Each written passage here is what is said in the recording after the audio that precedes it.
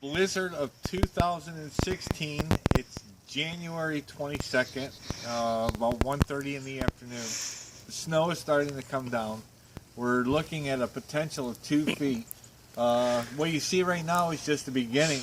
We're going to expect blizzard-like conditions later tonight and early into tomorrow, with an accumulation of up to 2 inches per minute. Stay tuned. I'll keep you updated. Be safe.